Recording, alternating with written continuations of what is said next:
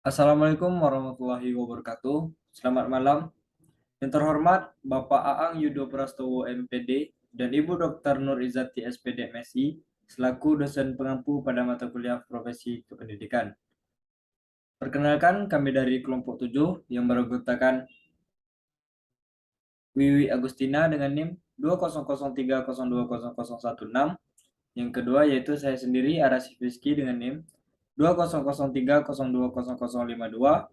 Yang ketiga, Herian Syah dengan NIM 200302060. Di sini kami akan menjelaskan hasil diskusi dari kelompok kami.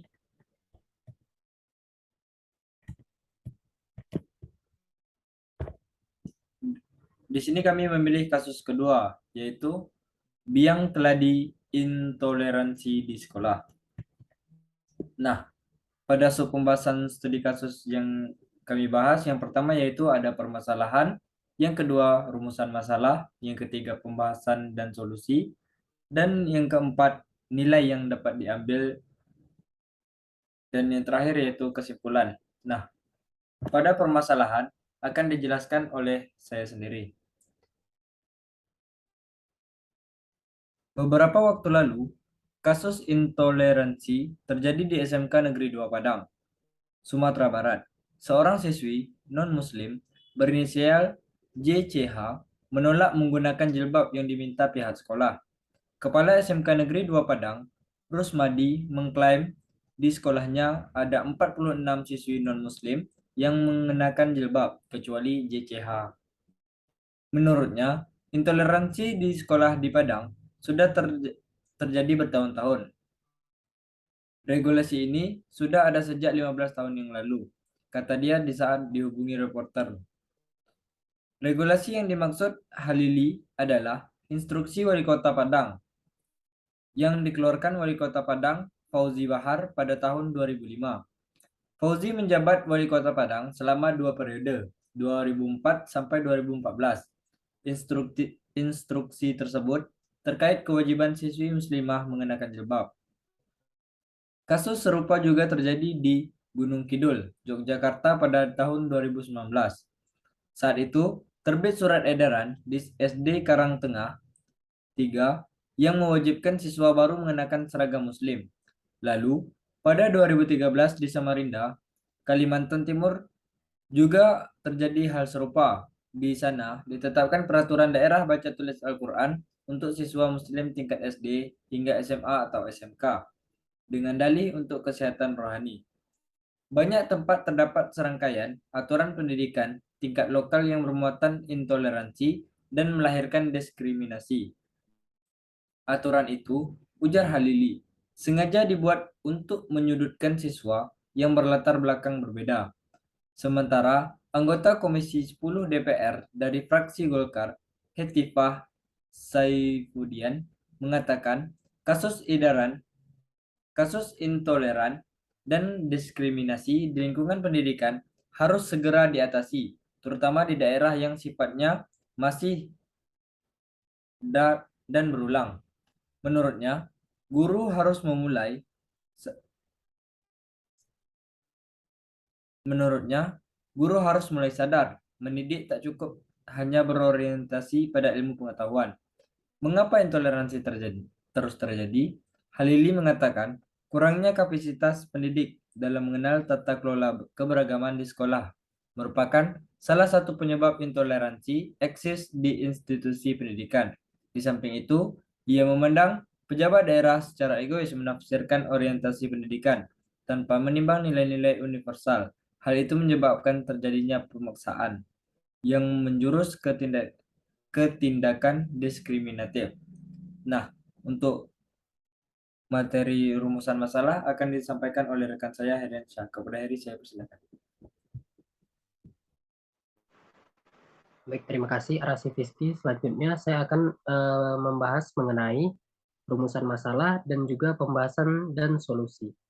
Pada rumusan masalah, masalah di sekolah SMK Negeri 2 Padang, Sumatera Barat terjadi akibat surat keputusan bersama Menteri Pendidikan dan Kebudayaan atau Mendikbud, Menteri Dalam Negeri atau Mendagri, dan Menteri Agama atau Menak alias SKB. Nah, SKB yang disebutkan ini mencakup 6 keputusan utama. Salah satu poinnya adalah keharusan bagi pemerintah daerah dan kepala sekolah untuk mencabut aturan soal kewajiban maupun larangan penggunaan seragam atau atribut keagamaan di lingkungan sekolah negeri. Sedangkan di Samarinda, pada tahun 2013, masalah ini muncul akibat ditetapkan peraturan daerah yaitu baca tulis Al-Quran untuk siswa muslim tingkat SD hingga SMA atau SMK dengan dalih untuk kesehatan rohani. Nah, namun peraturan daerah tersebut salah satu bentuk diskriminasi dalam bentuk favoritisme, yakni daerah mengistimewakan agama tertentu. Jika dikaitkan dengan subtopik perkuliahan pada yang kemarin itu mengenai kompetensi sosial, berarti keputusan pemerintah yaitu yang tadi Mendikbud, Mendagri, Menak, dan juga peraturan daerah yang bersalah. Ini dikarenakan intoleransi tersebut terhadap pemeluk agama non-muslim.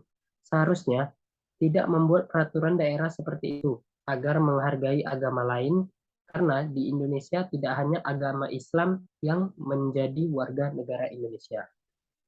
Selanjutnya topik pembahasan ketiga yaitu pembahasan dan solusi.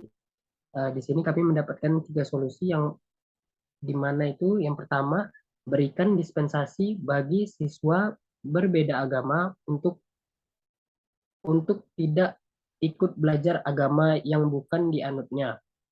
Sediakan guru yang seiman. Selanjutnya, yang kedua, lakukan sosialisasi rancangan program keagamaan sekolah kepada orang tua siswa. Minta dukungan orang tua untuk terus mendukung keberagaman yang ada di sekolah. Dan yang terakhir, itu berikan dispensasi dan kemudahan pada siswa yang tidak mampu. Jadikanlah hal itu rahasia sekolah agar tidak melahirkan bullying kepada peserta didik. Baiklah, selanjutnya mengenai submateri nilai yang dapat diambil dan kesimpulan akan dijelaskan oleh rekan saya Wiwi.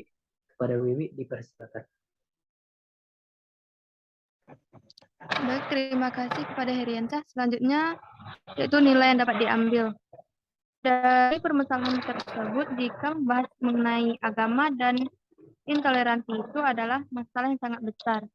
Jadi seharusnya kejadian ini tidak terjadi di Indonesia. Akan mengakibatkan perpecahan antara umat beragama. Tanamkan jiwa Bhinneka Tunggal Ika agar sifat intoleransi bisa dijauhi dari diri kita. Selanjutnya ada kesimpulan. Kesimpulannya itu seorang siswi non-muslim berinisial JCH menolak menggunakan jilbab yang diminta pihak sekolah. Kepala SMK Negeri 2 Padang, Gusmadi, mengklaim di sekolahnya ada 46 siswi non-muslim yang mengenakan jilbab, kecuali JCH. Regulasi ini sudah ada sejak 15 tahun yang lalu. Saat itu terbit surat edaran dari SD Karangtengah 3 yang mewajibkan siswa baru mengenakan seragam muslim.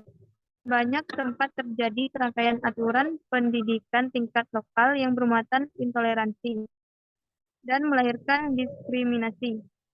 Aturan itu, ujar Halili, sengaja dibuat untuk menyudutkan siswa yang berlatar belakang berbeda. Mungkin itu saja penjelasan dari laporan studi kasus yang kami ambil. Terlebih terkurang kami mohon maaf. Saya akhiri. Wassalamualaikum warahmatullahi wabarakatuh.